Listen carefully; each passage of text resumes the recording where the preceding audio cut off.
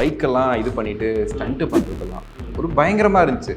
பிரம்மாண்டமாக ஒரு விஷயம் பண்ணிட்டு அவர் டூப்பு தான் வச்சுருப்போம். அவர் யாருன்னா டிடிஎஃப் வாசனுக்கு பைக் ஓட்டுறதுக்கு டூப் போட்டிங்களா? ஆமாம், அது ஏன்னா அது ஒரு ஹீரோ. நம்ம அது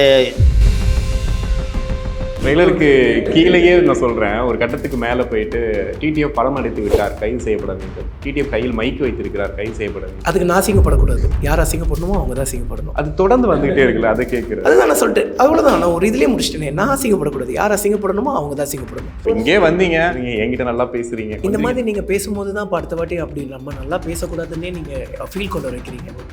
ஸோ அப்படி பண்ணாதீங்க, அது ரொம்ப தப்பு. இல்லை, உங்கள் டோனே அந்த மாதிரி நல்லா விசாரிக்கிறது வேற, கொஞ்சம் இது வேற. ஓகே ஓகே, அதான் நான் கேட்குறேன். நல்லா விசாரிக்கிறது இருக்கு. ஏன்னா இப்படி நீங்கள் பண்ணுறதுனால திடீர்னு உங்களுக்கு கல்யாணம் ஆயிடுச்சுன்னு சொல்கிறாங்க. திடீர்னு ஏதோ ஒரு ஹீரோயின் வச்சு உங்களை வச்சு பேசுகிறாங்க. அதாவது ஹீரோ ஆனதுக்கப்புறம் கிசு பார்த்துருக்கோம். பட் யூடியூபருக்கு இவ்வளோ கிசு இவ்வளோ விஷயம் வந்தது உங்களுக்கு தான் நினைக்கிறேன். ரொம்ப உடைஞ்சிருக்கேன். பட் என்னதான் உடைஞ்சாலும் நான் கூட அடிக்கடி கடவுள்கிட்ட ப்ரே பண்ணக்கூடியது என்னென்னா, ரொம்ப பெரிய ஆள் ஆகணும் கடவுளே, எல்லாருக்கும் என்ன பிடிக்கணும் அப்படின்னு சொல்லி ப்ரே பண்ணுவேன். எந்த இன்சிடென்ட் ரொம்ப உங்களை பாதிச்சது? இந்த கார் கேஸ் எல்லாம் ரொம்ப ஹர்ட் பண்ணிடுச்சு. இப்போ வரைக்கும் இஎம்ஐ பே பண்ணிட்டு தான் இருக்கேன். அந்த ஃபோன் ஸ்பீக்கரில் பேசுனது இப்போ வரைக்கும் இஎம்ஐ பே பண்ணிட்டு தான் இருக்கேன். இந்த இடத்துலையாவது நம்ம அதிகமாக பேசிட்டோம், அதனால தான் நம்ம இவ்வளோ ட்ரெண்ட் ஆகிட்டோம்னு யோசிச்சிருக்கீங்களா? அப்படி கிடையாது. அது அந்த ஒரு வயசு இல்லை, கரெக்டாக வந்துட்டு இருக்கேன். திடீர்னு அவ்வளோ நெகட்டிவிட்டி எல்லாருமே ஸ்ப்ரெட் பண்ணுறாங்க. பட் நான் அவ்வளோ ஹார்ட் ஒர்க் பண்ணதை யாருமே பார்க்கல. அப்படி இருக்கும்போது கண்டிப்பாக வலிக்கும் இல்லைங்க. 21 வயசு பையன், அப்போது 4 வருஷத்துக்கு முன்னாடி நடந்தது. Bike and TTF Vasan, love, news channels and TTF Vasan, best friend. Best friends.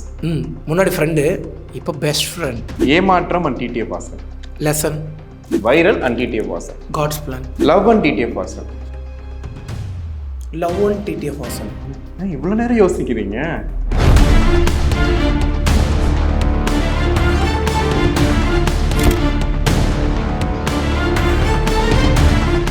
வணக்கம். வணக்கம். ஆக்சுவலி உங்களை பார்க்கும்போது சம்பவக்காரர்கள் அப்படின்னு தான் தோணுது. இவர் வந்து ஒரு பாட்டில் சம்பவம் பண்ணுறவர், இவர் போகிற ஸ்பாட்லலாம் சம்பவம் பண்ணுறவர். இப்போ ஒரு படத்தில் சம்பவம் பண்ண நீங்கள் வந்திருக்கீங்க. எனக்கு அந்த போஸ்டரை பார்த்தோன்னே புரிஞ்சிருச்சு சார். தொடக்கூடாத தொட்டிருக்கீங்களா, இல்லை தொட வேண்டியதை தொட்டிருக்கீங்களா? ஐபிஎல் இந்தியன் பின்னல் லா, இது மக்களுக்கான ஒரு விஷயம் நான் கொடுக்கும்போது இது தொட வேண்டிய சப்ஜெக்ட் தான் நான் தொட்டேன். தொடக்கூடாத சப்ஜெக்ட் இல்லை. இது இந்த சப்ஜெக்ட் மக்களுக்கு போய் சேரணுங்கிறதுக்காக இந்த சப்ஜெக்ட் எடுத்தேன். அஜித் மரணம் வரைக்கும் கவர் பண்ணியிருக்கீங்கன்னா இப்போ கதை இது வரைக்கும் வந்திருக்காங்க. இல்லை, இதில் ஒரு லாக்அப் டெத்துன்னு ஒன்று நடக்குது. அது இன்றைக்கி நடந்த இன்சிடென்டெல்லாம் நம்ம அதை பண்ணி போட்டிருக்கோம், அவ்வளோதான். பட்டு அஜித்தோட லாக்அப் டெத் இதில் வராது. அவங்களுடைய ஸ்கிரிப்டோ இப்போ லைவாக நடந்த ஸ்கிரிப்டோ இதில் வராது. ஆனால் ஒரு ட்ரூ ஸ்டோரி ஒன்று இருக்குது. ஆனால் லாக்அப் டெத் ட்ரூ ஸ்டோரி கிடையாது. அந்த ஒரு ரியல் இன்சிடென்ட்டை அதை லாக்அப் டெத்துக்குள்ளே இன்சர்ட் பண்ணி அதை கொண்டு வந்திருப்போம் அந்த ஸ்கிரிப்டை. ஓகே, ஒரு குழந்தை மாதிரி பேசக்கூடியவர். இவருக்கு ஒரு ஃபாலோவர்ஸ்க்குமே என்னென்னா நம்ம டிடிஎஃப் ஃபேமிலி அப்படின்னு சொல்லக்கூடிய ஒருத்தர். அவரை பஞ்ச் டைலாக் பேச வச்சு மூஞ்சியெல்லாம் கீறி விட்டு நமக்கு தோணணும்ல மைண்டில் இவர் கரெக்டாக இருப்பார் அப்படின்னு சொல்லி. எந்த இடத்துல தோணுச்சு டிடிஎஃப் வாசன் கரெக்டாக இருப்பார் அப்படின்னு? இல்லை, இவர் இந்த டிடிஎஃப் வாசன் கரெக்டாக இருப்பாருங்கிறதுல எங்கள் ஸ்கிரிப்டில் அப்படி ஒரு ஹீரோவை நாங்கள் பிளான் பண்ணிருந்தோம். இப்படி தான் இருக்கணும் அந்த ஹீரோ அப்படின்னு பிளான் பண்ணிருந்தோம். அதுக்கு வாசன் அந்த இடத்துல நகர்ந்து வரும்போது அவருக்கு அந்த கெட்டப் போட்டு நாங்கள் பண்ணோம். அதாவது ஒரு போலீஸ் ஆஃபீஸர் கொஞ்சம் பயப்படுவாங்க. அவங்க பின்னாடி ஒரு உயர் அதிகாரிகளாக இருக்காங்க, அவங்கள மீறி நான் எந்த உதவி செய்ய முடியாதுன்ட்டு அவங்கள ஒரு மோட்டிவேஷன் கொடுக்குறதுக்காக தான் அந்த டைலாக் சொல்லியிருப்பார். அது தனிப்பட்ட முறையில் ஹீரோக்கான ஒரு வீரவசனமோ ஒரு அடுக்குமொழியோ அப்படிங்கிறத ஒரு பஞ்சே அது கிடையவே கிடையாது. எதிர்க்க ஒரு போலீஸ் ஆஃபீஸர் இருப்பாங்க, அவங்க உதவி செய்கிறதுக்கு நம்ம ஒரு மோட்டிவேஷன் கொடுக்குங்கிறதுக்காக அந்த டைலாக் கொடுத்துருக்கோம் சார். அது மோட்டிவேஷனல் தான் சார். பார்த்தோன்னே ஃபயராக இருந்துச்சு சார். ஆக்சுவலி இன்னும் டிடிஎஃப் வாசன் இப்படி ஃபயராக பேசுகிறாரு. இல்லை, அதுதான் நீங்கள் படத்தில் பார்க்கும்போது அது எந்த இடத்துல வந்து நிற்கும் அப்படின்னு தெரியும். ஓகே, நான் ஆக்சுவலி ஒரு ஷூட்டிங் ஸ்பாட்டோட இது பார்த்தேன். பைக்கெல்லாம் இது பண்ணிட்டு ஸ்டண்ட்டு பண்ணுறதெல்லாம் ஒரு பயங்கரமாக இருந்துச்சு. பிரம்மாண்டமாக ஒரு விஷயம் பண்ணியிருக்கீங்க. எவ்வளோ கஷ்டமாக இருந்துச்சு அந்த டைமில் அந்த ஸ்பாட்டில் பண்ணது? இல்லை, இப்போ நாம் வந்து ஃபைட் வச்சு தான் பண்ணியிருந்தோம். யாருமே பைக் ரேஸரோ அவங்கள யாரும் வச்சு ஓட்டல. அது ஃபைட்டரில் பைக் ரேஸர் தான் வச்சு ஓட்டிருந்தோம். அதனால் நீங்கள் பார்த்தீங்கன்னா யாரோட இடிக்கிற மாதிரி அப்படிலாம் இருக்காது, ஃப்ரீடமாக தான் பண்ணியிருப்போம் அந்த இது. ஆனால் ஷார்ட் வைஸாக பார்த்தா ஒரு பிரமாண்டம் தெரியும். ஆனால் யாருக்கும் ரிஸ்க் இல்லாமல் அதை பிளான் பண்ணி தான் எடுத்தோம். அதே மாதிரி அங்கே சேஃப்டி ப்ரிகாஷன்ஸ் நிறைய இருந்தது. ஆம்புலன்ஸ் இருந்தது, டாக்டரு, நர்ஸு எல்லாருமே ரெடி பண்ணி வச்சுருந்தோம். நாங்கள் அதை பிளான் பண்ணோம். பட் இது நடக்காதுன்னு தெரியும், பட் சேஃப்டிக்காக நாங்கள் இது வச்சுருந்தோம். அதே மாதிரி ஹீரோவும் நிறைய பைக்கராக விட்டுருப்போம். நிறைய ரிஸ்க்கான ஷாட்லாம் வந்து அவர் டூப்பு தான் வச்சுருப்போம். அவர் யாருன்னா டிடிஎஃப் வாசனுக்கு பைக் ஓட்டுறதுக்கு டூப் போட்டிங்களா? ஆமாம், அது ஏன்னா அது ஒரு ஹீரோ, நம்ம அதை மெட்டீரியலாக அந்த இடத்துல யூஸ் பண்ண பாதுகாப்பாக வச்சுக்கணும் அப்படிங்கிறதுக்காக நம்ம டூப் தான் போட்டு எடுத்தோம் சில இடத்துலலாம். இது ஆக்சுவலி இது புதிய பதிவுன்னு நினைக்கிறேன். மேலே கிஷோர் அண்ட் டிடிஎஃப் அப்படின்னு போட்டிருக்கீங்க. நிறைய ஃப்ரேம்ஸில் பார்த்தீங்கன்னா கிஷோர் அதிகமாக இருக்காரு, டிடிஎஃப்பும் சமமாக இருக்காரு. யார் ஹீரோ அப்படின்னு ஒரு டவுட் வருது. கண்டிப்பாக கிஷோர் சாரும் மெயின் லீடு தெரியுது, டிடிஎஃப்பும் வராரு. யார் ஹீரோ? அவர் கதையின் நாயகன் கிஷோர், படத்தின் நாயகன் டிடிஎஃப். ஓ, அப்படி மாற்றிக்கிட்டு கதை நாயகன், இவர் படத்தோட நாயகன். டிடிஎஃப் அதாவது என்ன சொல்கிறது, நிறைய விஷயங்கள் உங்களை பற்றி கடந்து வந்திருக்கோம், நிறைய பார்த்துருக்கோம். எங்களுக்கு வெளியிலேருந்து பார்க்குறவங்களுக்கு, உங்கள் ஃபாலோவர்ஸ்க்கு என்ன தோணும் அப்படின்னா, எப்படி டிடிஎஃப்னால இவ்வளோ விஷயத்தையும் ஹேண்டில் பண்ணிட்டு இருக்க முடியுது, வர முடியுது அப்படின்னு. ஏன்னா உங்களை ஆரம்பத்துலேருந்து பார்த்தவங்களுக்கு தெரிஞ்சிருக்கும். இன்றைக்கி முதல் படம், ஆல்ரெடி ஒரு படம், அந்த படத்தில் ஒரு கான்ட்ரவர்ஷியல் நிறைய விஷயங்களை பார்த்துட்டு இன்றைக்கி ஒரு நல்ல படம் அப்படின்ற ரேஞ்சுக்கு இருக்குது. இன்றைக்கி ட்ரெய்லர் பார்த்து நிறைய பேர் பாராட்டுறாங்க. நைஸ், நல்ல ஒரு இடத்துக்கு வந்துட்டார் டிடிஎஃப் அப்படிங்கிறது. எவ்வளோ happy actually first of all உங்களுக்கு இருக்கும்போது? ஃபஸ்ட்டு விஷயம் எப்படி ஹேண்டில் பண்ணுறீங்கன்னு கேட்டிங்க. ஸ்டார்டிங் ரொம்ப டஃப்பாக இருந்தது. அதுக்கப்புறம் அதை அக்செப்ட் பண்ணிக்கிட்டு தான் ஆகணும். Criticism is a part of growth. Accept பண்ணிக்கிட்டேன். அதுக்கப்புறம் என்னோடய முயற்சிகளை எப்போவுமே விடலை. அடுத்தது வந்து எவ்வளோ ஹாப்பியாக இருக்கீங்கன்னு, ரொம்ப ரொம்ப ரொம்ப ஹாப்பியாக இருக்கேன். ஏன்னா ஒரு படத்தை வெற்றிகரமாக எடுத்து முடிச்சு teaser, trailer, first single, second single, first look எல்லாமே ரிலீஸ் பண்ணி 28ஆம் தேதி ரிலீஸ்க்கே எடுத்துகிட்டு வந்துட்டோம். ரொம்ப ரொம்ப ரொம்ப ஹாப்பியாக இருக்குது. அந்த ஒரு மகிழ்ச்சியை சொல்ல அளவே இல்லை. கண்டிப்பாக நீங்கள் எல்லாருமே ஃபஸ்ட் டே ஃபஸ்ட் ஷோ வந்து தேட்டரில் பார்த்துருந்தோம். இப்போது சார்கிட்ட கேட்ட மாதிரி ஆக்ஷன் சீன்ஸ்லாம் எதிர்பார்க்கல. எனக்கு ஆக்ஷனை விட ரொமான்டிக்கில் லைட்டாக தடுமாறின மாதிரி இருந்துச்சு. ஆமாம், எனக்குமே ரொமான்டிக்கில் கொஞ்சம் தடுமாறின மாதிரி தான் இருந்துச்சு. முன்ன பின்ன எக்ஸ்பீரியன்ஸ் இல்லை அப்படின்றதுனால மேபி அப்படி இருந்திருக்கும்னு நினைக்கிறேன். ஸோ யா, அது அவங்க என்ன நினச்சிப்பாங்க அதெல்லாம் ஒன்று மனசுக்குள்ளே இருக்கும்ல. ஸோ ஆனால் எந்த ஒரு இன்டிமசியான சீனாக இருந்தாலுமே இப்போ ஹீரோயின் கிட்ட நீங்கள் கம்ஃபர்டபுளாக இருக்கீங்களா அப்படின்னு சொல்லி கேட்போம். அவங்களும் கம்ஃபர்டபுளாக இருக்குன்னு சொல்லிட்டு அதுக்கப்புறம் தான் ஸ்டார்ட் பண்ணுவோம். இப்போ தான் நான் ஒரு நியூ கம்மர். ஸோ எல்லாமே லேர்ன் பண்ணிகிட்ருக்கேன். டே பை டே லேர்ன் பண்ணிக்கிட்டே இருப்பேன். கண்டிப்பாக அடுத்தடுத்த படத்தில் என்னோடய பர்ஃபார்மன்ஸ் நான் ஹையாக கொடுத்துக்கிட்டே இருக்கேன். இப்படி பாருங்கள், குழந்தை மாதிரி பேசுகிறவர்கிட்ட நீங்கள் வந்துட்டு ஃபைட்லாம் கொடுத்து அவர் வேறு மாதிரி மாற்றி வச்சுருக்கீங்க. இந்த வாய்ஸ் டோன் இருக்குல்ல, டிடிஎஃபோட பெரிய ஸ்ட்ரென்த்தே உங்கள் வாய்ஸு, அந்த டோன் தான். அதை பற்றி யாராவது சொல்லியிருக்காங்களா? நீங்கள் பேசுகிறது பிடிக்கும், தங்கம் செல்லோன்னு கொஞ்சிறது பிடிக்கும், யாராவது சொல்லியிருக்காங்களா? ஃபஸ்ட்டு சேனல் ஆரம்பிக்கிறதுக்கு முன்னாடி வரைக்கும் என் வாய்ஸ் யாருக்குமே பிடிக்காது. மொட்டை ராஜேந்திரன் சார் மாதிரி இருக்குன்னு சொல்லுவாங்க. நான் அந்த பாட்டு பாடுவோம்ல, இல்லை பாத்ரூம் சிங்கிங் அப்படிம்பாங்கள்ல, அந்த மாதிரி வந்து பார்த்தீங்கன்னா என்றைக்காவது நான் பாடிட்டு இருந்தேன்னா எங்கள் அக்காவே கலாய்ப்பா. அன்னிலேருந்து நான் பாடுறதையே விட்டுட்டேன். அதுக்கப்புறம் ரொம்ப வருஷம் கழித்து சார் கூட வந்து ஏதாவது இன்டர்வியூவில் பாட சொல்லுவாங்க. அப்போவே ரொம்ப தயங்கி தான் பாடுவேன். அதுக்கப்புறம் யூடியூப் சேனலில் ஆரம்பித்ததுக்கப்புறம் தான் வந்து பார்த்தீங்கன்னா அந்த வாய்ஸுக்கான ரெகக்னைசேஷனே கிடச்சிது. வாய்ஸ் நல்லா இருக்குன்னு சொல்லி கமெண்ட்ஸ்லாம் வரும்போது நான் ரொம்ப ஷாக்கு. என்னங்க இப்படி சொல்கிறீங்க, சுற்றி இருக்கிறவங்க என் கூட இருக்கிறவங்களாம் இப்படி சொல்கிறாங்க, என்னங்க இப்படி சொல்கிறீங்கன்னு சொல்லி அப்போ தான் நானே தெரிஞ்சுக்கிட்டேன். ஓகே, என்னோடய வாய்ஸ் நல்லா இருக்கு போல அப்படின்னு சொல்லி. இல்லை, நிறைய கமெண்ட்ஸில் வாய்ஸ் தான் அதிகமாக சொல்லியிருப்பாங்க. எங்கேயாவது என்னை பார்த்துருந்துருக்க மாட்டாங்க, எங்கேயாவது நம்ம பசங்களாம் பின்னாடி இருப்பாங்க, நான் இங்கே பேசிகிட்டு இருப்பேன், டக்குன்னு கண்டுபிடிச்சிடுவாங்க. ஸ்விக்கி ஆர்டர் பண்ணியிருப்போம், இல்லை மேப் ஏதாவது ஒரு இடத்துக்கு போகணும், ஏதாவது கேமரா ஆக்சஸ் எதாவது வாங்கணும், கூகுள் மேப்பில் போய் கேட்குறக்கு கூகுள் மேப்பில் போட்டால் லொக்கேஷனு, காண்டாக்ட் நம்பர் வந்துடும். காண்டாக்ட் நம்பருக்கு கால் பண்ணி கேட்டுருவோம்.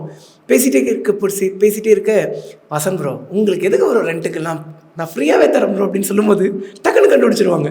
அதெல்லாம் ரொம்ப ஒரு சந்தோஷமாக இருக்கும். அது போக அந்த தங்கம் செல்லங்கிறது எல்லாமே நம்மளோட ஊரோட ஸ்லாங். ஒரு ஊருக்கும் ஒரு ஸ்லாங் இருக்கும். அந்த மாதிரி நம்மளோட கோயம்புத்தூர் நம்மளோட அந்த ஒரு ஸ்லாங். அது போக நம்ம ரொம்ப ஒரு கிராமத்துலேருந்து வரோம். அங்கே நம்ம சின்ன பசங்களெல்லாம் வந்து பார்த்தீங்கன்னா வாடா போடான்னு பேச மாட்டோம். என்னையுமே யாருமே வாடா போடா பேசக்கூடாது. அது எனக்கு ஒரு மரியாதை குறைச்சல். அவங்க என்னை வந்து செல்லமாக கூப்பிடுவாங்க. அதே மாதிரி சின்ன பையனை நானும் வாடா போடான்னு பேசக்கூடாது. அது அந்த தம்பிக்கு ஒரு மரியாதை குறைச்சல். ஸோ அதனால செல்லம், சாமி, தங்கம் அப்படின்னு நாங்கள் பேசி வந்தது. அடுத்தது இது ஒரு கேள்வி. அதான் அந்த சாமி தங்கம் அதுதான் ஆக்சுவலி ரொம்ப இதுன்னு நினைக்கிறேன். இல்லை நீங்கள் எக்ஸ்பெக்ட் பண்ணீங்களா உங்களுக்கு இவ்வளோ ஃபேன்ஸ் வருவாங்கன்ட்டு? ஏன்னா நான் உங்களை ஸ்டார்டிங்லேருந்து நான் பார்த்துட்ருக்கேன். திடீர்னு வாசன் வந்து கோயம்புத்தூர் போகிறாரு, அவ்வளோ கூட்டம் கூடுது, பின்னாடி ஓடி வராங்க கார் பின்னாடி. ஏன்னா இப்படி ஒரு கூட்டம் எப்படி கூடுச்சுன்னு எனக்கே பெரிய ஆச்சரியம். உங்களுக்கு இருந்திருக்கும்ல, ஏன்னா திடீர்னு நமக்கு இவ்வளோ பேர் ஃபேன்ஸ், இவ்வளோ பேர் நம்மளை கொண்டாடுறாங்கன்ற அந்த ஒரு எண்ணம் இருந்துச்சா? ஸ்கூல் படிக்கும் போதே மேனிஃபெஸ்ட் பண்ணியிருக்கேன். இந்த மாதிரிலாம் ரொம்ப மேனிஃபெஸ்ட் பண்ணிகிட்டே இருப்பேன். ஆனால் இவ்வளோ ஒரு அன்பு கிடைச்சதுக்கு ஒரு பெரிய நன்றி சொல்லி ஆகணும். எவ்வளோ அன்புக்காக ஏங்குனா உங்களுக்கு மட்டும்தான் அந்த ஒரு அன்பு கிடைச்சா அது எப்படி இருக்கும் அப்படின்னு சொல்லி அதை சொல்லவே முடியும். 8th 7th முடிக்கும் போது அப்பா தவறிட்டார். அம்மாவோட அன்பு, எங்கள் அம்மா கிட்ட பேசாமல் இருந்தேன்னா எனக்கு காய்ச்சல் வந்துடும். ஆனால் கிட்டத்தட்ட ஒரு 3 வருஷம் 4 வருஷம் நான் அம்மா விட்டு தள்ளி இருந்தேன். அப்போது எங்களுக்குள்ளே எங்கள் அப்பா தவறினதுக்கப்புறம் எங்களுக்குள்ளே எவ்வளோ செப்பரேஷன் வந்திருக்கும்னு. ஏன்னா அம்மாவாக மட்டுமே இருக்க முடியாது. ஏன்னா அன்பு மட்டுமே காட்டிட்டு இருந்தால் பையன் கெட்டு போயிடுவான், பொண்ணு கெட்டு போயிடுவாங்க. அதனால அப்பாவோட ரோலுமே ப்ளே பண்ணி ஆகணும். அப்படி இருக்கும்போது அந்த ஒரு அன்பு கம்மியாகி அப்பாவோட ரோல் எப்போவுமே என்ன, கொஞ்சம் கண்டிப்பாக இருக்கணும். அந்த கண்டிப்பு அதிகமாக வந்து அன்புக்காக ரொம்ப ரொம்ப ஏங்கி வளர்ந்துட்டு அப்புறம் திடீர்னு யூடியூப் சேனலில் இப்படி ஒரு அன்பு கொட்டி கிடைக்கும் போது அந்த ஒரு அன்பு நான் ரொம்ப எப்படி சொல்கிறது, அந்த ஒரு அன்புக்கு உண்மைக்குரியவனா என்றைக்குமே இருப்பேன். அந்த அன்புக்கு ரொம்ப ரொம்ப நன்றி. அந்த அன்புக்கு என்றைக்குமே ஒரு அடிமையாக இருப்பேன்.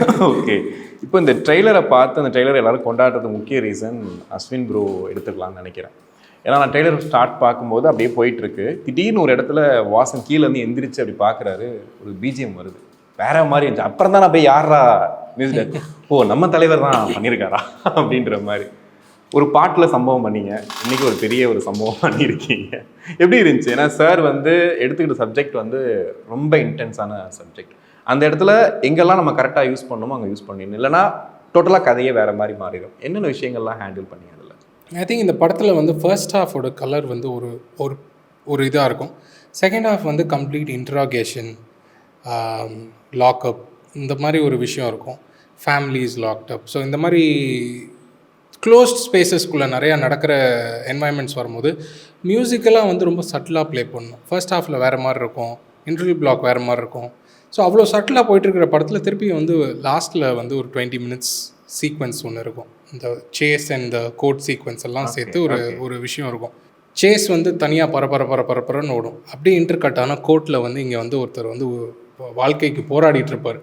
இங்கே ஆனால் கோர்ட்டில் கத்த முடியாது, அங்கே கத்திக்கிட்டு மட்டும் தான் இருக்க முடியும் சேஸில். ஸோ இது ரெண்டையும் வந்து அந்த மியூசிக்லாம் வந்து பைண்ட் பண்ணணும். ஸோ அதெல்லாம் வந்து ரொம்ப ஃபன்னாக புதுசாக இருந்துச்சு. இது எப்படி பண்ணலாம்? ஏன்னா ஃபார் சஸ்டெயின் 15-minute பீரியட் அது. இட்ஸ் நாட் லைக் ஜஸ்ட் ஒரு சீனில் முடிச்சிடுற ஒரு விஷயம் இல்லை. இப்போ ட்ரெய்லரில் நீங்கள் பார்க்குறீங்க, ஒரு இடத்துல நான் கொடுக்குறேன், அந்த எலிவேஷன் வரும். But 15 minutes I have to sustain that இது. ஸோ அதெல்லாம் வந்து கொஞ்சம் பார்க்கும் போதே மக்களுக்கே வந்து அந்த ஒரு கிரிப்பாக இருக்கும்னு சொல்லுவாங்க. டைரக்டர் எப்பவுமே ஒரு இப்போ இருக்க காலகட்டத்தில் அது புது ஹீரோ, பழைய ஹீரோ, பெரிய மாஸ் ஹீரோ, இதெல்லாம் தாண்டி ஒரு மியூசிக் வந்து ஒரு ஆளை வந்து வேற மாதிரி காட்டி எலிவேட் பண்ணும். கண்டிப்பாக இப்போ கைதி படம் பார்த்துட்டு இருக்கும்போது டக்குன்னு வந்துட்டு அது நெப்போலியன் கேரக்டர் டக்குன்னு இவ்வளோ எலிவேட் ஆகிறா, அந்த பிஜிஎம் அப்படி வந்து ஒர்க் ஆகுதுன்னு சொல்லிட்டு நீங்கள் அந்த மாதிரி யோசிச்சு தான் பண்ணுவீங்களா? எப்போவுமே வந்துட்டு இது ஒரு புது ஹீரோக்கு பண்ணுறோம் அப்படின்ற மாதிரி இருந்துச்சா, இல்லை சீனுக்கு தான்? எப்போவுமே சீனுக்கு தான்.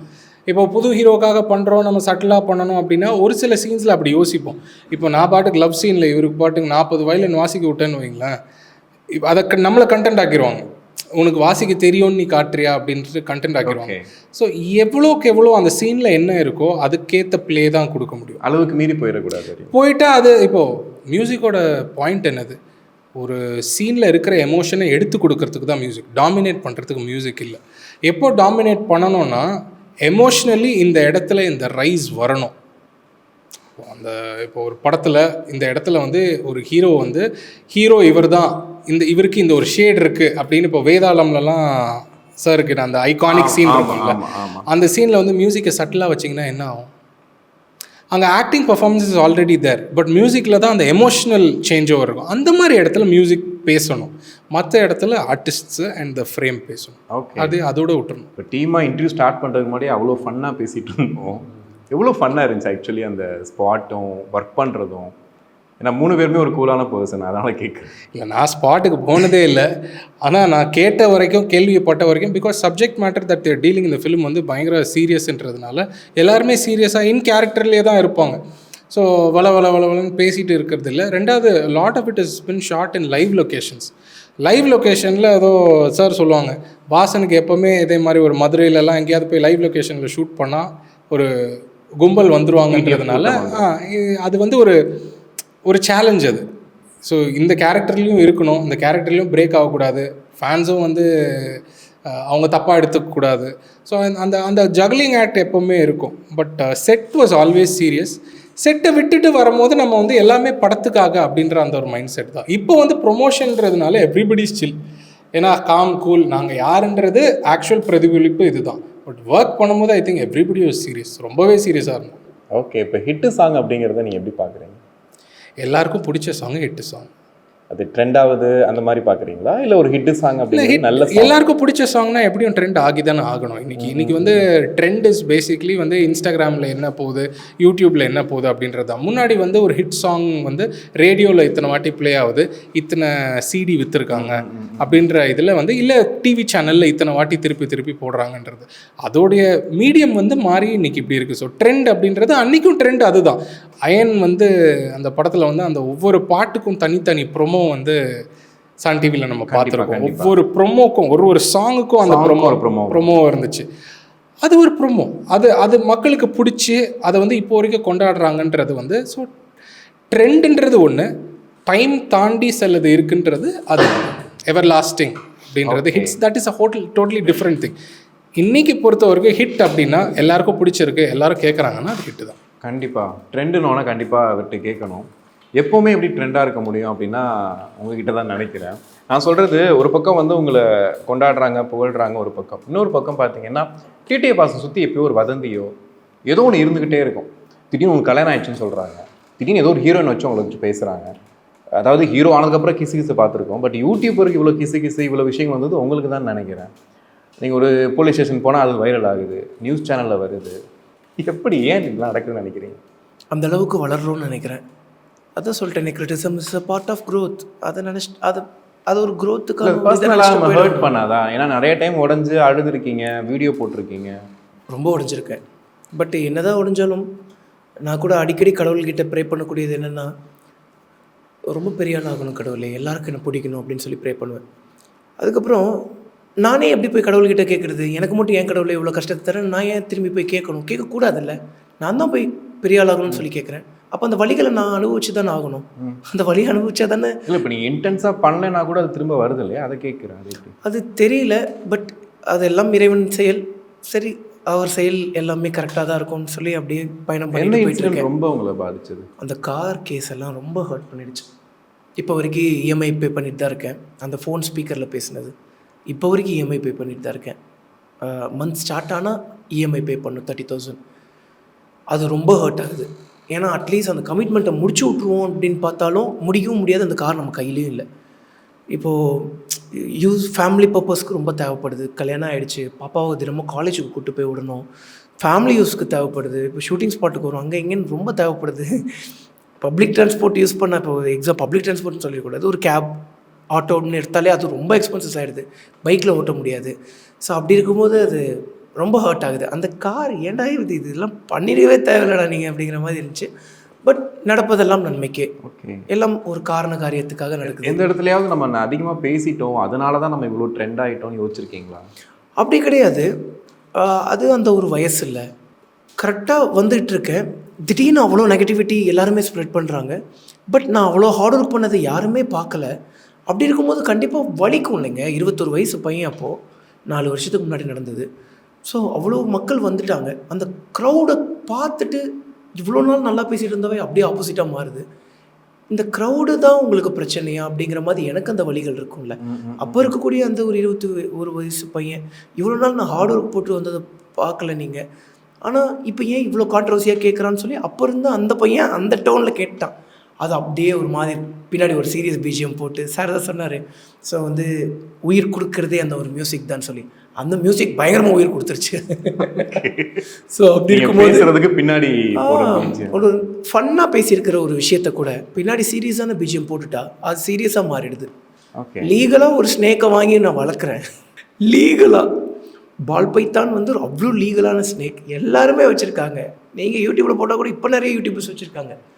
நான் இத்தனைக்கு 4 வீடியோ போடுறேன், இந்த மாதிரி வாங்க போகிறேன் லீகலான்னு சொல்லி வாங்கினதை காமிச்சாச்சு.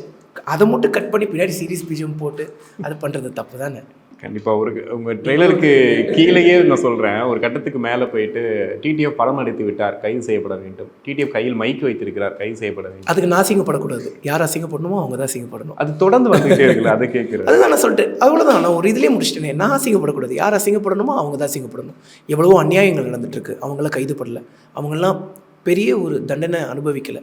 ஆனால் அதுதான் சொல்லிட்டேனே, யார் அதை அசிங்கப்படணுமோ அவங்க தான் அசிங்கப்படணும். நான் அசிங்கப்படக்கூடாது. கண்டிப்பாக நான் என்னோட முயற்சிகளை என்றைக்குமே விட்டுற மாட்டேன். ஓகே, இப்போ முதல் படத்திலே பார்த்தீங்கன்னா உங்களுக்கு காஸ்ட் அண்ட் குரூ வந்து நல்லா அமைஞ்சிருக்குன்னு நான் சொல்கிறேன். ரொம்ப நல்லா அமைஞ்சிருக்கு. பெரிய பெரிய ஆர்டிஸ்ட்டு, அவங்க எல்லாருமே அவ்வளோ எக்ஸ்பீரியன்ஸ்டு, அவங்க அவ்வளோ தூரம் பண்ணியிருக்காங்க நிறைய படங்கள். எப்படி இருந்துச்சு அவங்க கூட ஆக்ட் பண்ணும்போது? நம்ம ஒரு ஃபஸ்ட்டு படம் பண்ணுறோம், அவங்களோட பாயிண்ட் ஆஃப் வியூ வேறையாக இருக்கும். டிடிஎஃப் வாசன் மேலே ஃபஸ்ட்டு அப்ரோச் பண்ணது, பேசுனது, கிஷோர் சார்கிட்ட பேசுனது, அபிராம் மேம், எல்லாரும் எப்படி இருந்துச்சு அந்த விஷயங்கள்? அவங்க ரொம்ப எக்ஸ்பீரியன்ஸ்டானவங்க. ஸோ ஃபஸ்ட்டு அவங்க கூட நடிக்கிறங்கும் போது ரொம்ப தயங்கினேன். சார் கூட சொல்லியிருப்பார், ஒரு 3 நாள் பக்கம் வந்து பார்த்துட்டிங்கன்னா கொஞ்சம் அந்த ஒரு மனசுக்குள்ளே அந்த ஒரு பதட்டம் இருந்துக்கிட்டே இருந்துச்சுன்னு. அஃப்கோர்ஸ் இருக்கும். அதுக்கப்புறம் டே பை டே அப்படியே கொஞ்சமாக அப்படியே மாறிடுச்சு. அந்த ஒரு தயக்கம் எல்லாருக்கிட்டையுமே இருக்கும்ல. யாராவது எடுத்தோடனே டக்குன்னு பேசிட்டாங்கன்னா நம்ம அப்படியே ஒரு ஜெல் ஆகிடும். யாராவது பேசலைன்னா நம்ம என்னென்னு போய் ஃபஸ்ட் எடுத்தோன்னு இன்ட்ரோ ஆகுறது அப்படிங்கிற மாதிரி. உங்கள் அப்ரோச் அப்படி இருந்திருக்கும்ல. இங்கே வந்தீங்க, வந்து அவரை போய் கொஞ்சிறீங்க, அவங்க கேமராமேனை போயிட்டு கொஞ்சிறீங்க, என்கிட்ட நல்லா பேசுறீங்க. கொஞ்சிறீங்க இந்த சென்ஸ் என்ன சொல்கிறேன்னா, ஒரு மாதிரி அப்ரோச்சே ரொம்ப சாஃப்டாக. இந்த மாதிரி நீங்கள் பேசும்போது தான் அடுத்த வாட்டி அப்படி நம்ம நல்லா பேசக்கூடாதுன்னே நீங்கள் ஃபீல் கொண்டு வைக்கிறீங்க. ஓகே. ஸோ அப்படி பண்ணாதீங்க, அது ரொம்ப தப்பு. அது கொஞ்சிறது இல்லை. அண்ணா நல்லா இருக்கீங்களா, சாப்பிட்டீங்களான்னு ஒரு நல்ல டோனே அந்த மாதிரி நல்லா விசாரிக்கிறது வேற, கொஞ்சிறது வேற. ஓகே, அதான் நான் கேட்குறேன், நல்லா விசாரிக்கிறது. ஏன்னா இப்படி நீங்கள் பண்ணுறதுனால நாளைக்கு மற்றவங்க கிட்ட நீங்கள் பேசாமே நான் போய் பேசாமே போயிடுவேன். எப்பவுமே நம்ம நார்மலாக யாரையாவது பார்க்குறோம், எல்லாருக்குள்ளேயுமே இருக்குல்ல, நம்ம தான் ஃபஸ்ட்டு வந்து மற்றவங்க தான் நம்மகிட்ட வந்து ஃபஸ்ட்டு பேசணும். அப்படி இருக்கக்கூடாது. நம்ம போகிறோம், ஒரு ஸ்மைல் பண்ணுறோம், அவங்க ஸ்மைல் பண்ணிட்டாங்கன்னா நான் நல்லா இருக்கீங்களா. அதான் கேட்குறேன், அவங்களோட ஆட்டிடியூடே அந்த மாதிரி இருக்கான்னு நான் கேட்குறேன். எப்போவுமே நான் எங்கே வெளியிலேருந்து பார்த்தாலும் சரி, அவங்களோட ஃபோனில் ஆக்சுவலி பேசியிருக்கேன். அப்போவுமே நீங்கள் அது மாதிரி தான் பேசியிருக்கீங்க. நான் ஒரு தந்தியில் ஒர்க் பண்ணவும் நான் ஃபோனில் பேசியிருக்கேன். நீங்கள் அப்போவுமே அவ்வளோ காமாக டைப்பாக. எனக்கு அதனால தான் கேட்குறேன், நீங்கள் பேசுகிறது இங்கே மற்றவங்களுக்கு ட்ரோலாக தெரியுதான்னு நான் கேட்குறேன். இல்லை, அவன் இப்போ அப்படி தெரியல, நீங்கள் தான் மறுபடியும் பார்க்குறீங்க. அதனால தான் சொன்னேன், அப்படி சொல்லாதீங்க. அப்படி கிடையாது, இது அப்படி கிடையவே கிடையாது. நம்ம நார்மலாக பேசிகிட்டு இருக்கோம். அது ஒவ்வொருத்தங்களுக்கான ஒரு ஸ்டைல், அது ஒரு நேச்சர். எனக்கு பிடிச்சதா இருக்குது. சரியா, நீங்கள் தப்பால எடுத்துக்காதீங்க சார். நீங்கள் கண்டிப்பாக எனக்கு பிடிச்சதை நான் பதிவு பண்ணிடுறேன். நான் உங்களுக்கு வந்தோடனே சொல்லிட்டேன் யாருன்னு, நான் ஃபஸ்ட்டு ஃபாலோவர் அப்படின்ட்டு. ஸோ சீரியஸான படம் பண்ணுறோம், அது இல்லாமல் முக்கியமான விஷயத்த கையில் எடுக்கிறோம், நிறைய உண்மை கதைகளை சொல்ல வேண்டியிருக்கும். அதில் வந்து யாருக்காவது ஒரு இடத்துல வந்துட்டு ஒரு அரசியல் ரீதியாக ஏதோ ஒன்று ஹர்ட் ஆகிடும். அட்லீஸ்ட் வந்து ஒரு விஷயத்த சொல்லும்போது இன்னொருத்தங்களுக்கு அது அஃபெக்டாக இருக்கும். அதை எப்படி ஹேண்டில் பண்ணீங்க இவ்வளோ ஸ்டோரிஸ் சொல்லும்போது? அந்த இடத்துல இப்போ நீங்கள் ஒரு இடத்துல ஒரு வீடியோவை பற்றி பேசுகிறீங்க, அதை வந்து டக்குன்னு கட் பண்ணும்போது ஒரு அம்மா ஒருத்தங்க வராங்க, அம்மான்னு சொல்கிறீங்க. ஸோ எல்லாமே வந்து பார்த்தீங்கன்னா அரசியல் குறியீடுகள் மாதிரியும் இருக்குது. அதை எப்படி ஹேண்டில் பண்ணீங்க நீங்கள்? இல்லை, நீங்கள் ட்ரெய்லர் மட்டுமே பார்த்துட்டு ஒரு ஸ்கிரிப்ட் நீங்கள் ஒரு கதை பண்ணி வச்சுருக்கீங்க. நீங்கள் அந்த கதை வருமானு எதிர்பார்க்குறீங்க, பட் அந்த கதை வராது. அது படத்தில் வேறு கதை மாதிரி இருக்கும். இது எந்த கட்சியும் காட்சிப்படுத்தி இருக்காது. ஏன்னா இப்போ எல்லா படத்துலேயும் மேக்ஸிமம் அரசியல்வாதி எல்லாமே இருக்கிறாங்க, எல்லா படத்துலேயும் இருக்கிறாங்க. அது கமர்ஷியல் எலமெண்ட்டில் போயிடும். அதை ஒரு ஆக்ஷன் இது மாதிரி இருக்குன்னா அதில் ஒரு உண்மைத்தன்மை இருக்காது. இது வந்து கொஞ்சம் உண்மைத்தன்மை இருக்கும். அது வந்து எந்த அரசியல்வாதி பாதிக்காமல், ஒரு பொதுவான ஒரு அரசியல்வாதி இருந்தால் எப்படி இருப்பான், அவன் தன்னை காப்பாற்றுறதுக்கு என்ன செய்வான், அவன் அதிகாரத்தை எப்படி யூஸ் பண்ணுவான், எப்படி மிஸ்யூஸ் பண்ணுவான் அப்படிங்கிறது தான். இதை வந்து ஒரு இந்த கட்சி இப்படி பண்ணோம், இந்த கட்சி இப்படி பண்ணோம் அப்படிங்கிற எதை மென்ஷனும் இதில் இருக்காது. அப்படி கிடையாது. நீங்கள் அதை ஒரு அரசியலோட சொன்னீங்கல்ல, ஒரு லேடி வந்தாங்க உடனே கருணாநிதியின் பேர் வருதுட்டு, அதுக்கு எந்த சம்மந்தம் இருக்காது. அது பொதுவான ஒரு அரசியல்வாதி, அவங்க கட்சி தலைமை, இப்படி எல்லாமே ஒரு அரசியல் பாரம்பரியம் அவங்களுக்கு. நம்ம படத்தில் சொல்லிக்கிற அரசியல் பாரம்பரியம் அது ஒரு தனி ரகம். அது ஒரு அந்த சாதாரண எளிமையான மனிதன் அந்த அரசியல்வாதிக்கிட்ட எப்படி மாட்டிக்கிட்டு எப்படி இருக்கான், அந்த ஸ்கேம், அதாவது அது எப்படி உள்ளே போய் மாட்டிக்கிட்டு எப்படி வெளில வரான் அப்படிங்கிறதான். வருவானா வரமாட்டானா அப்படிங்கிறது தான் அது. இது எந்த அரசியல் சார்ந்தும் இல்லை. அது இந்த அரசியலை இந்த கட்சி தாக்குறது அந்த கட்சி தாக்குறது அப்படிங்கிறது பேர் மட்டும்தான் கருணாநிதி. ஆனால் இந்த படம் அரசியல் ஒரு பக்கமாக சார்ந்திருக்காது. ஓகே, அந்த பேரை கண்டிப்பாக கேட்டிருப்பாங்களா சார் நிறைய பேர்? கண்டிப்பாக கேட்டிருக்காங்க. கருணாநிதினு பேர் வச்சுட்டு கண்டிப்பாக கேட்டிருக்கேன். ஓகே, அதனால ஏன்னா அந்த படத்தில் சொல்லப்பட்ட விஷயங்கள் எல்லாமே இருக்கு. ஒரு பீரியட் இருந்திருக்கும்ல, நடந்த சம்பவங்கள் எல்லாமே ஒவ்வொரு பீரியட் நடந்திருக்கும். அது ஏதோ ஒரு கட்சி ஆட்சியில் இருந்திருக்கும். அந்த மாதிரியான மென்ஷன்ஸ் தான் வச்சிருக்கீங்களா உள்ள படத்தில்? வச்சுருக்கேன். இந்த சம்பவம் இங்கே தலைமை நடந்தது. ஆமாம், இந்த இடத்துல நடந்திருக்கு வச்சுருக்கேன். ஓகே, அதை கண்டுபிடிக்கணும். தேட்டரில் போய் தான் 20th தான் கண்டுபிடிக்கணும். நீங்கள் என்ன சொன்னாலும் கதையை சொல்லவே மாட்டேன். நீங்களும் ஒரு டீகோடிங் பண்ணுறீங்கல்ல, அது அதே டீகோடிங்காக தான் இருக்குமான்னு தெரிஞ்சுக்கிறதுக்கு தான் 28. ஆனால் இதெல்லாம் இருக்குது படத்துக்குள்ளே, இல்லைன்னா ட்ரெய்லரில் வைக்க மாட்டாங்க. இல்லை, நீங்கள் போஸ்டரில் வச்சிருக்க விஷயங்களே அவ்வளோ பெரிய பெரிய விஷயம். இதெல்லாம் இருக்குது உள்ள. இது ஆனால் இதே சம்பவம் தான் உள்ளே இருக்கான்னா அவர் வந்து இல்லைன்றாங்க. பட் இதை தழுவி இருக்கலாம், இதுவே இருக்கலாம். அதெல்லாம் 28. அது ஒரு அதை வந்து நம்ம கண்ணோட்டம் தான். நம்ம ஒன்று சொல்லி இதுதான் சொல்லி அப்புறம் வந்து அவங்க இது இப்படி இல்லையே இது அப்படி இல்லையே அப்படின்ற ஒரு விமர்சனத்துக்கு பதிலாக இந்த விஷயம்லாம் தான் கையாண்டிருக்கும். இது ஒரு ஒரு ஒரு ஒரு சாதாரண ஒரு மனுஷன் தப்பான இடத்துல தப்பான நேரத்தில் மாட்டிக்கிட்டாரு, தப்பான ஆட்களோட மாட்டிக்கிட்டாரு அப்படின்னா அது எந்த அளவு வரைக்கும் அவரை பாதிக்கும், அவரை சுற்றி உள்ளவங்கள பாதிக்கும். இது நம்மளுக்கும் நடக்குமா அப்படின்ற ஒரு ஜர்க்கு ஒன்று வரும்ல, இது யாருக்கு வேணால் நடக்கலாம் அப்படின்றது. ஸோ அந்த ஒரு விஷயத்தை கையாளுறது தான் IPL. So it's a very சீரியஸான ஒரு கண்டென்ட் தான். ஆனால் இது யாருக்கும் நடக்கும், எவருக்கும் நடக்கும் அப்படின்றது நம்மளுக்கு எல்லாருக்குமே ஒரு விழிப்புணர்வாக இருக்குன்றது தான் டைரக்டரோட. நிறைய பேர் விசாரணை படத்தை பற்றி உங்களுக்கு கேட்டிருப்பாங்கன்னு நினைக்கிறேன். ஏன்னா வெற்றிமாறன் சார் படங்களில் மேக்ஸிமம் காவல்துறை அப்படின்னும் போது கொஞ்சம் ஆப்போசிட்டாக இருக்க மாதிரி தான் காட்டுவார் அப்படின்னு நாங்கள் எல்லாரும் நினைப்போம். தனிப்பட்ட முறையில் எதுவும் பாதிக்கப்பட்டிருக்காரா அப்படின்னு. நான் அதே கேள்வி உங்ககிட்டையும் கேட்குறேன். ஏதோ ஒரு சம்பவத்தை பாதிச்சிருக்கோம் உங்களுக்கு கண்டிப்பாக. அதுக்கப்புறம் தான் இந்த மாதிரி விஷயங்களை நம்ம கதையாக எடுத்து அது சமூகத்துக்கு சொல்லணும்னு வந்திருப்பீங்க. அந்த மாதிரி ஏதாவது நான் வந்து தனிப்பட்ட முறையிலையோ என்னுடைய நியரஸ்ட் ஃபேமிலியில் யாருமே போலீஸால் யாரும் பாதிக்கப்படலை. போலீஸில் இருக்காங்க, போலீஸில் வேலை செய்கிறாங்க, போலீஸ் ஆஃபீஸராக இருக்காங்க, அவ்வளோதானே தவிர பட் யாரும் பாதிக்கலை. பட் ஆனால் நான் ஒரு சமூக கண்ணோட்டத்தோடு பார்க்கும்போது நான் கொஞ்சம் அந்த அரசியலும் உற்று நோக்குவேன். அப்போது ஊடகத்துலேயும் பத்திரிகை செய்தியும் இதெல்லாம் பார்ப்பேன். அப்போ பார்க்கும்போது இது எதனால் நடக்குது, ஏன் நடக்குது அப்படி என்னுடைய கற்பனை நான் யோசித்து பார்ப்பேன். அப்போது சில கொலைகள், சில ஆக்சிடெண்ட் எல்லாமே நடக்கும். அதுவும் ஆக்சிடெண்ட் தானா அப்படின்னு ஒரு சின்ன டவுட் வரும். ஏன்னா அது அக்கார்டிங் டு தான் அந்த எங்கே நடக்குது, ஏன் இந்த நேரத்தில் நடந்தது. ஒரு மனுஷன் 12 மணிக்கோ 2 மணிக்கெல்லாம் தனியாக போக மாட்டான். பட் அதை போக வச்சு ஆக்சிடென்ட் பண்ண இதெல்லாம் ஒரு சில விஷயம் நடக்க தான் செய்யும். அதுக்கு பின்னாடி என்ன இருக்குது அப்படிங்கிறது அதுதான் இந்த படத்துலேயும் இதுக்கு பின்னாடி என்ன இருக்குது அப்படிங்கிறதுக்காக தானே இந்த ஸ்கிரிப்டோட வேல்யூவே. அப்போது இது வந்து ஒரு அரசியல் சார்ந்து ஒரு அரசியல்வாதி உள்ளே இருக்கும்போது அவனால் என்ன பண்ணுவான், அவன் எந்த அளவுக்கு செய்வான், எக்ஸ்ட்ரீம் எண்டு வரையும் செய்வான்ல, அந்த எண்டு தான் இந்த படத்தோடு அந்த எக்ஸ்ட்ரீம் எண்டு காட்டும். இந்த அரசியல்வாதி என்னவெல்லாம் செய்வாங்க அப்படிங்கிறது. அதனால் இது ஒரு தனிப்பட்ட அரசியலோ இந்த கட்சி அந்த கட்சிங்கிற பாகுபாடு இருக்காது. ஒரு பொதுவான அரசியல் தலைவன் எப்படி செய்வான் அப்படிங்கிறது. கண்டிப்பாக. உங்களுக்கு எப்படி இருந்துச்சு ப்ரோ இந்த கதையை கேட்கும்போது? நான் இவ்வளோ விஷயங்கள் இந்த படத்தில் இருக்குது, நம்ம ஒரு இன்டென்ஸான கேரக்டர் பண்ண போகிறோம்னு ஃபஸ்ட்டு தெரிஞ்சிடும். எப்படி இருந்துச்சு ஃபஸ்ட்டு உங்களுக்கு கேட்கும்போது இந்த கதை? நான் கதை கேட்குறதுக்கு முன்னாடியே கிஷோர் சார் கூட ஷூட்டிங்கே போயிட்டாங்க. அதுக்கப்புறம் தான் வந்து பார்த்துட்டிங்கன்னா ஹீரோக்கு, அதாவது கதாநாயகனுக்கான வந்து ஒரு தேர்வு போயிட்டுருக்கு. ஸோ இந்த மாதிரி ஆல்ரெடி இது பண்ணியாச்சு எல்லாமே சொன்னாங்க. நானுமே வந்து பண்ணால் மாண்டேஜஸ் எதாவது காட்ட முடியுமான்னு சொல்லி கேட்டேன். ஆல்ரெடி எடுத்து வச்சுருக்கிற மாண்டேஜஸை காமிச்சாங்க. ஹார்ட் டிஸ்க்லேருந்து கிஷோர் சார்லாம் பண்ணியிருக்காங்க. கிஷோர் சாரோட ஸ்டோரி செலெக்ஷன்லாம் நமக்கு ரொம்ப கரெக்டாக எவ்வளோ கரெக்டாக பண்ணுவாருன்னு நமக்கு தெரியும். அவர் ஆல்ரெடி ரொம்ப பிக்கி, ரொம்ப பார்த்து செலக்ட் பண்ணுவார். அப்படி இருக்கும்போது இந்த படத்தை செலக்ட் பண்ணியிருக்காருன்னா கண்டிப்பாக சூப்பராக இருக்கும். சரி கதை சொல்லுங்கள் சார் அப்படின்னு சொல்லி கேட்கும்போது ரொம்ப நல்லா இருந்தது. கண்டிப்பாக பண்ணணும் அப்படின்னு சொல்லி அப்படியே பண்ணது. ஓகே, உங்களுக்கு ஒரு எக்ஸ்பீரியன்ஸ் இருந்திருக்கும்ல இந்த படம் பண்ணும்போது? ஏன்னா பைக்கு கடைசியாக பார்க்கும்போது நீங்கள் ஏதோ இந்த க்ளவுஸ்லாம் மாட்டிட்டு பைக்கில் போயிட்டு இவன் மதுராந்தகத்தை தாண்ட மாட்டான் அப்படின்ற மாதிரிலாம் டயலாக்ஸ்லாம் பார்க்குறோம். உங்களுக்கு பர்சனல் எக்ஸ்பீரியன்ஸாக எப்படி? அதாவது இதுதான் இந்த கதையை நீங்கள் வேற கண்ணோட்டத்தில் பார்க்குறீங்க. அதுதான் ட்ரெய்லர். எங்க வேலை அதுதான் ட்ரெய்லர். இல்லை, அதுதான் ட்ரெய்லர்.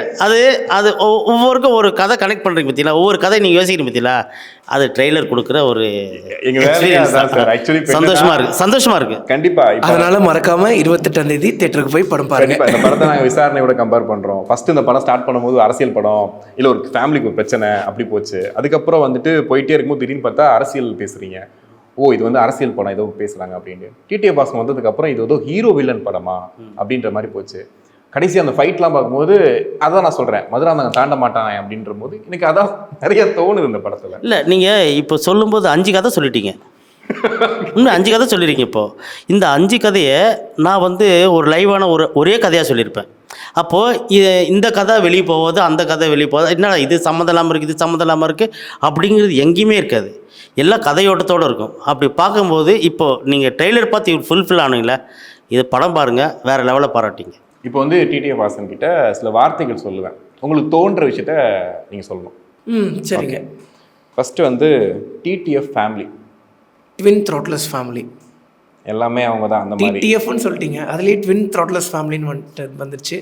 ரொம்ப ரொம்ப ரொம்ப நன்றி உங்கள் அன்புக்கு. இந்த அன்புக்கு எப்பவுமே உண்மைக்குரியவனாக இருப்பேன். Okay. Bike and TTF Vasan. Bike love, பிளட்ல ஊர்ன விஷயம். பிளட்ல ஊர்னது அது. பிளட்ல ஊர்ன விஷயம் அவ்வளோ பெரிய லவ். ஓகே.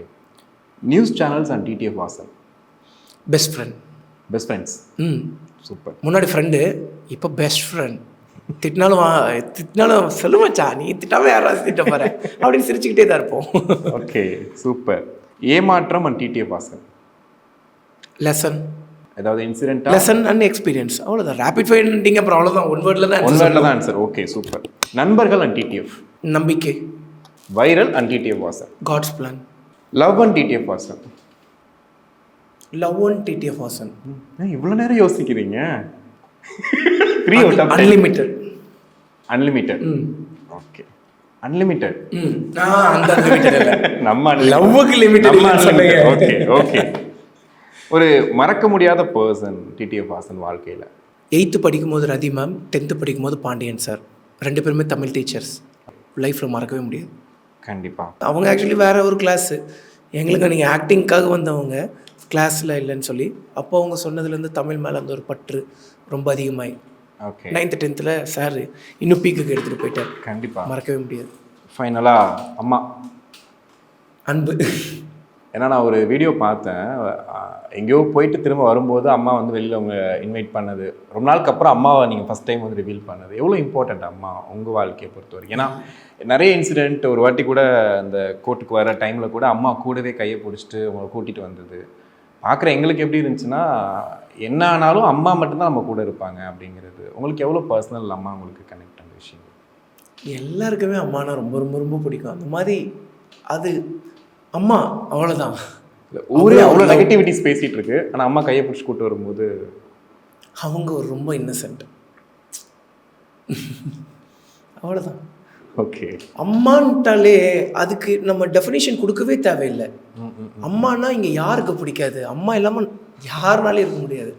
கண்டிப்பாக பிரதர், இது வரைக்கும் நிறைய விஷயங்களை ஹேண்டில் பண்ணிட்டு வந்திருக்கீங்க, ஒரு பெரிய முயற்சி எடுத்திருக்கீங்க, ஒரு நல்ல டீம் இருக்குது, ஒரு ஸ்ட்ராங்கான மியூசிக் டைரக்டர் அண்ட் வந்து ஒரு வெரி ஸ்ட்ராங்கான டிரெக்டர்.